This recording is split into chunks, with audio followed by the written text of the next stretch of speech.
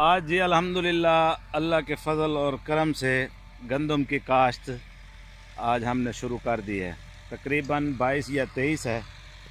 تو یہ وہی بندہ ہے جو 2 سال پہلے جس نے یہاں گندم جو ہے نا گندم کا بیج ڈالا تھا، آج پھر اس کو لے کر آئے ہیں۔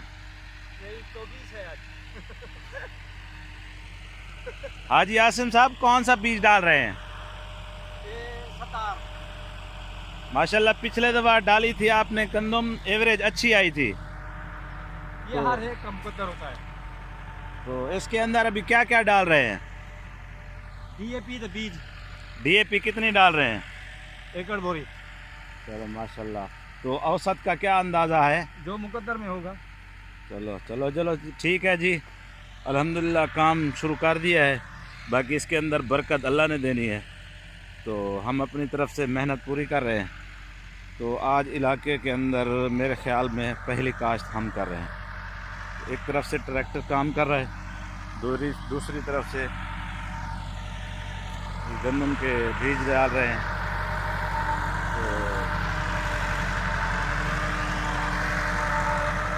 دعا کریں اللہ تعالیٰ برکت دے فصل کے اندر۔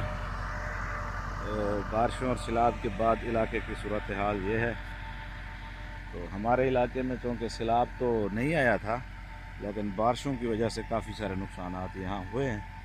تو یہاں کپاس تھی، کپاس تقریباً کوئی 10 کنال ہے، یہ اس کے اندر کپاس آئی تھی کوئی 17-18 من۔ تو کپاس کی قیمت نہیں ہے، فصل کا خرچہ زیادہ تھا، تو کچھ نقصانات ہوئے ہیں۔ وہ جو امید تھی وہ اوسط نہیں آئی۔ دعا کریں اللہ پاک اس کی جو خامیاں تھی، کمیاں تھی، اس کے اندر وہ کمی خامی نہ رہے۔ اس میں برکت تو اللہ کی ذات دینے والی ہے، باقی ہم اپنی محنت کر رہے ہیں۔ تو انشاءاللہ العزیز گندم کاشت کرنے کے بعد جو ہے نا فرصت ملے گی تو انشاءاللہ آپ لوگوں کے ساتھ ٹچ میں رہیں گے۔ دعا کریں اللہ تعالیٰ اس کے اندر برکت دے اور تمام مسلمانوں کی پریشانیاں تکلیفیں دور فرمائے۔ آج کل جو حالات چل رہے ہیں ملکی دنیا کے اندر، جو جتنے بھی حالات چل رہے ہیں، مہنگائی عروج پر ہے، غربا کی تعداد بڑھ رہی ہے۔ تو ہم دعا کرتے ہیں اللہ سے اللہ تعالیٰ ہر کسی کو رزق کے اندر فراوانی عطا فرمائے۔ السلام علیکم ورحمۃ اللہ وبرکاتہ۔ ڈالر